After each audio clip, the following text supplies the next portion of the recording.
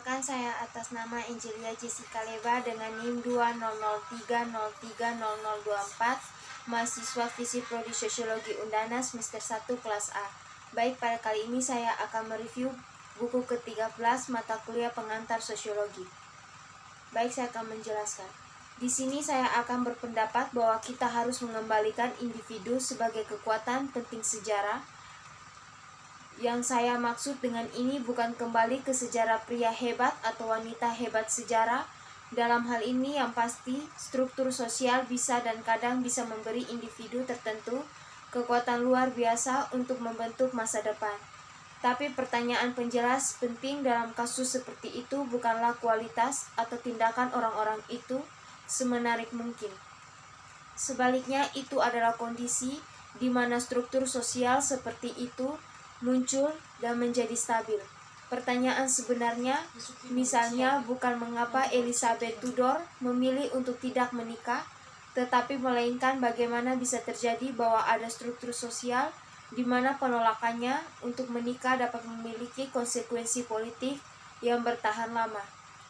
Dalam arti ini, sejarah orang hebat hanyalah sebuah cabang dari sejarah yang didefinisikan secara empiris struktur sosial secara umum. Ini bukan tentang individu atau bahkan tentang individu yang diambil sebagai kelompok atau tipe, melainkan tentang kondisi yang membuat individu tertentu menjadi sangat penting. Jadi tidak ke cara berpikir orang hebat tentang individu yang saya dorong agar kita kembali. Saya juga tidak akan mendorong kita untuk beralih ke apa yang biasanya kita sebut perspektif jalan hidup. Meskipun beberapa dari pekerjaan saya di masa lalu tentang karir pasti serumpun dengan perspektif itu.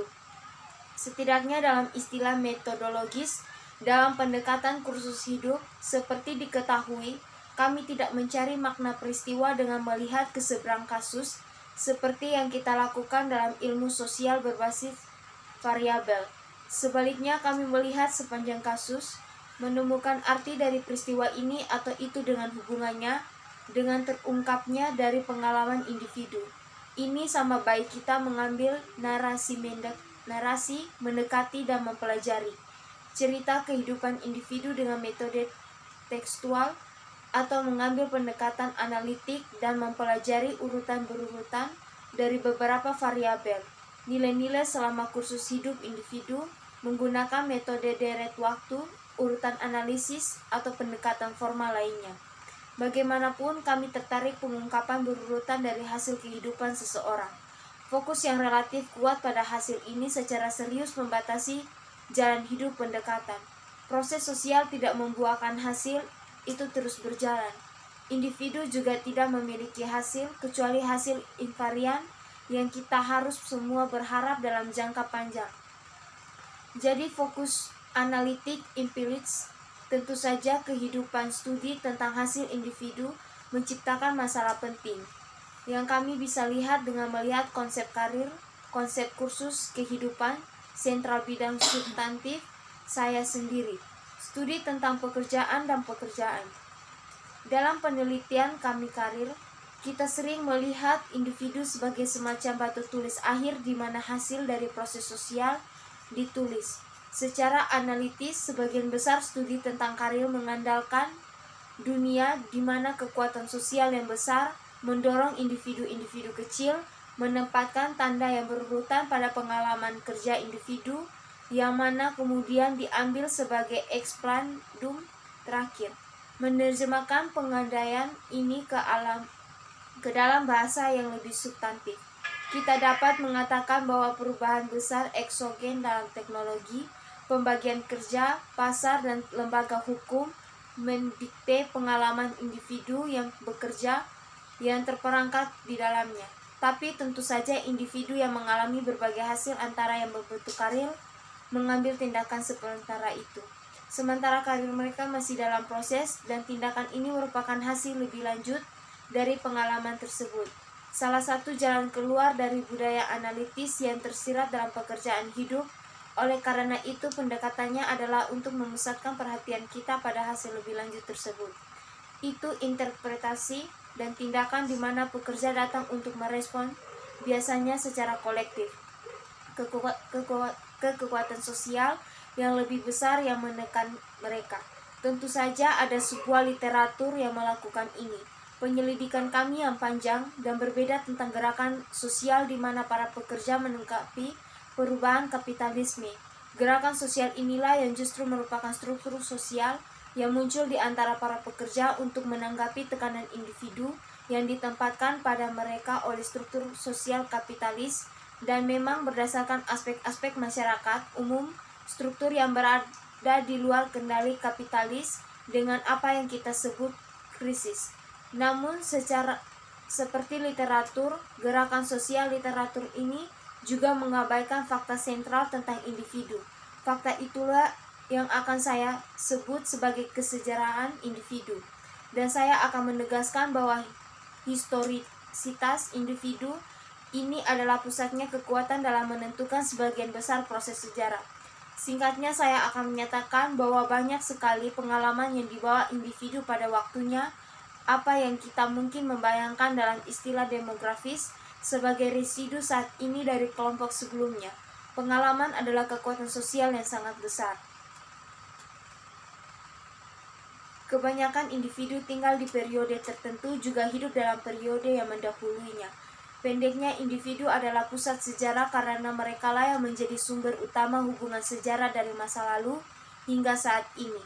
Inilah yang saya maksud dengan historisitas individu. Mari saya mulai dengan menjelaskan secara lebih rinci apa yang saya maksud dengan kesejarahan. Dalam contoh pertama, maksud saya kontinuitas dari waktu ke waktu. Dan saya berpendapat bahwa individu memiliki kesinambungan dari waktu ke waktu ke tingkat yang tidak dimiliki struktur sosial. Perhatikan bahwa kami asumsikan dominasi relatif kesinambungan individu ini setiap kali kita membuat pernyataan umum bahwa perubahan sosial semakin cepat, dan penegasan ini melibatkan asumsi bahwa individu bertahan lebih lama dari struktur sosial untuk hanya dengan begitu mereka harus mengalami perubahan yang terakhir yang memaksa mereka untuk menyadari tingkat mutabilitas. Tampaknya di pandangan pertama setidaknya menjadi 3 dimensi utama dari kesejarahan tersebut. Itu yang pertama adalah biologis. Individu memiliki tubuh yang secara fisik terus-menerus sepanjang waktu. Padahal sel-sel tubuh kita harus terus-menerus diperbarui. Pembaruan ini jelas merupakan sesuatu yang lebih tepat daripada analoginya. Pembaruan katakanlah organisasi formal dengan penggantian terhadap anggota tubuh. Membawa catatan masa lalu dengan cara yang cukup literal. Mereka mempertahankan organisme penyakit, mereka menyimpan catatan empiris nutrisi masa lalu, mereka mempertahankan ciri-ciri perilaku masa lalu, pekerjaan olahraga, penyalahgunaan obat-obatan, atau seks tanpa kondom. Sistem kekebalan mereka menyimpan catatan paparan masa lalu dan tidak ada paparan berbagai patogen. Beberapa dari hal-hal ini dipertahankan dengan tepat oleh struktur sosial manapun. Pernikahan mungkin adalah struktur sosial yang paling mirip dengan individu dalam hal ini. Rasa biologis historis untuk berbagai praktik pernikahan seksual, higienis, tempat tinggal, pola makan, dan sebagainya tidak diragukan lagi mengarah pada pengumpulan banyak dari warisan biologis ini. Jadi pernikahan agak seperti individu dalam sejarah biologisnya, tetapi di luar hubungan seperti pernikahan, kebanyakan struktur sosial tidak memiliki apa-apa seperti kesinambungan fisik ini. Anggota berubah, aturan dan praktik datang dan pergilah, bahkan struktur sosial yang kurang lebih dibangun di sekitar biologis kesamaan atau sejarah biologis umum, jenis kelamin, struktur kekerabatan, melobi asosiasi untuk berbagai penyakit, dan seterusnya. Tidak memiliki kontinuitas biologis yang relatif ekstensif, tetapi tetap terfokus yang menjadi ciri individu. Dengan demikian, kesejarahan individu dalam arti pertama biologis, individu biologis membawa masa besar sejarah dengan diri mereka sendiri, pengalaman yang ditulis secara harfiah di dalam dan di tubuh mereka. Historisitas individu dalam arti kedua memorial. itu muncul dalam konsentrasi ingatan yang khas pada individu biologis. Dengan ini saya belum tentu berarti struktur sosial tidak dapat mengingat apapun.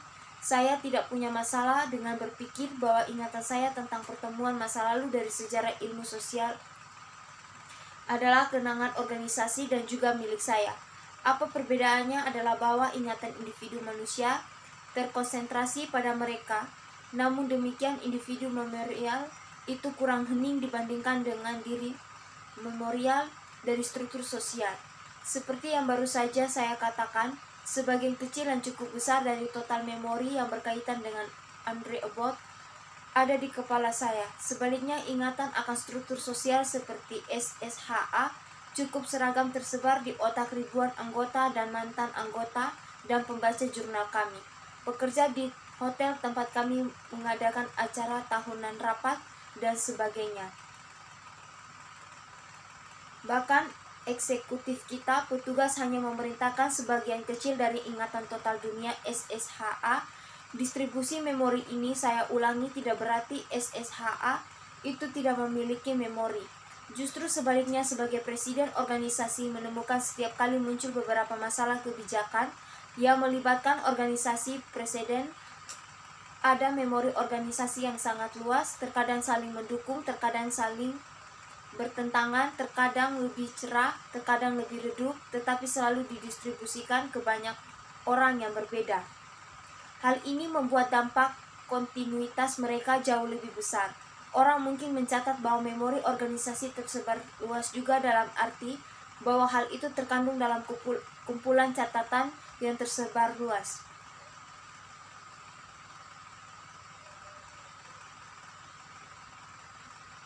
Tidak seperti dalam kasus historisitas biologis dan peringatan ini mungkin tampak sulit untuk membuat kasus yang melebihi historisitas individu yang tercatat bahwa struktur sosial jadi ada makhluk hukum yang adalah saya dibangun secara longgar dari dokumen yang mencatat kelahiran saya, pernikahan, properti, kewajiban kontrak, dinas militer, catatan kredit, hak dan kewajiban kewarganegaraan, dan begitu seterusnya.